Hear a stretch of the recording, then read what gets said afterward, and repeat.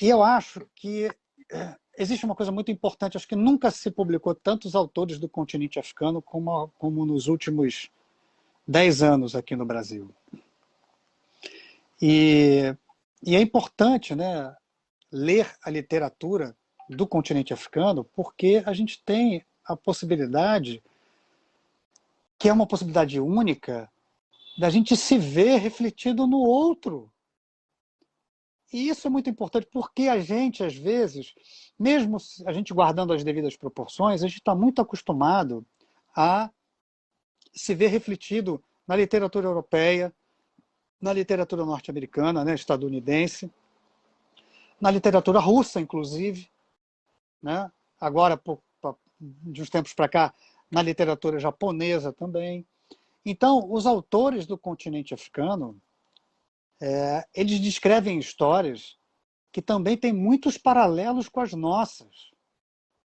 Então, é uma oportunidade única que a gente tem, não de ler um autor de um país exótico, né? Pode ser até essa a vontade que você tenha de comprar um livro de um autor do Djibouti.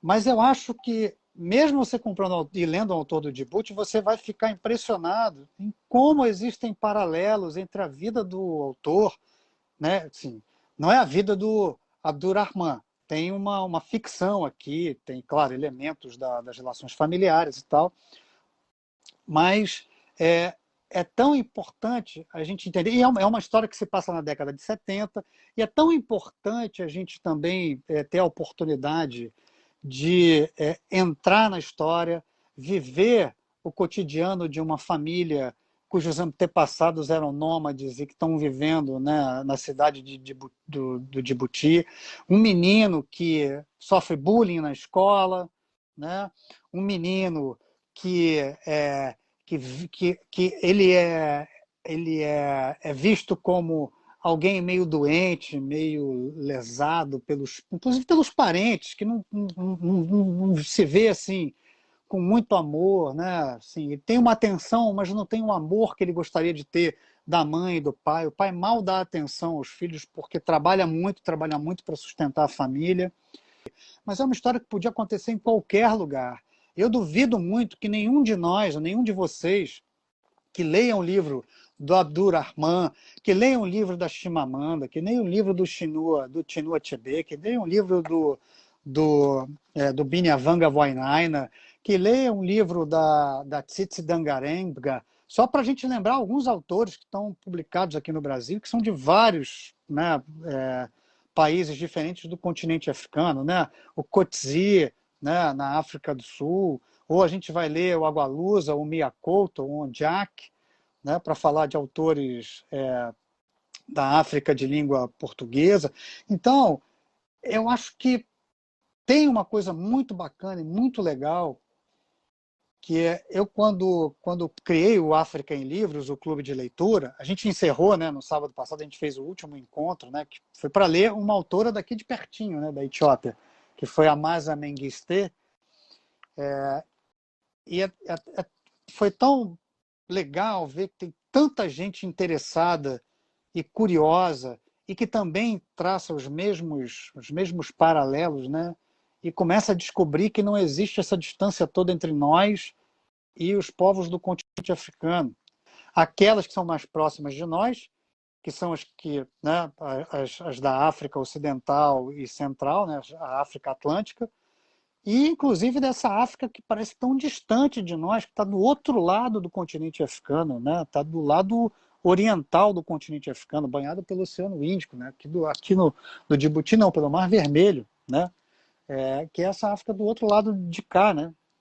Que parece ainda mais distante da gente.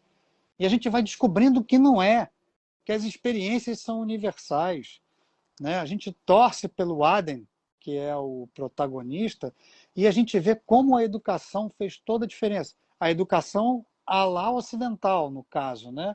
Mas como a educação abriu portas para ele e como a educação fez toda a diferença na vida dele, assim como faz na nossa vida, assim como faz na vida de um protagonista, de um adolescente que mora na Arábia Saudita, que mora no Iêmen, que mora no Omã, que mora na China, que mora no Nepal, que more na Venezuela, que more no Belize ou no México, em qualquer lugar, né? Então, eu acho que se a gente se der a chance e se a gente tiver curiosidade, porque eu acho que quem não tem curiosidade, sei lá, deita num sarcófago porque morreu e esqueceu de se enterrar. Quem não tem curiosidade nessa vida, né, tem que ter, assim, a curiosidade pode levar você a ler um livro como esse, que é maravilhoso, ou qualquer outro livro de algum autor do continente africano. Faça experiências. Algumas das literaturas você não vai gostar, outras você vai amar, mas saber se gosta ou não gosta, você precisa se jogar no vazio, né? Se jogar sem rede de proteção, né? E a história do continente africano, ela nos foi sonegada quando a gente estava na escola. Então, nada mais interessante, a gente estuda a história antiga e medieval da Europa, não estuda de Lisboa, dos romanos, dos portugueses, mas a gente não estuda a história antiga e medieval e a história, né, do continente africano, que é riquíssima. Uma parte dessa história a gente começa a vislumbrar quando a gente lê esses autores. E eu acho que isso é que está o bonito da literatura. A literatura nos aproxima, né? Quando a gente se sente ligado e conectado com o autor, né? Não é, Aisha? Uhum.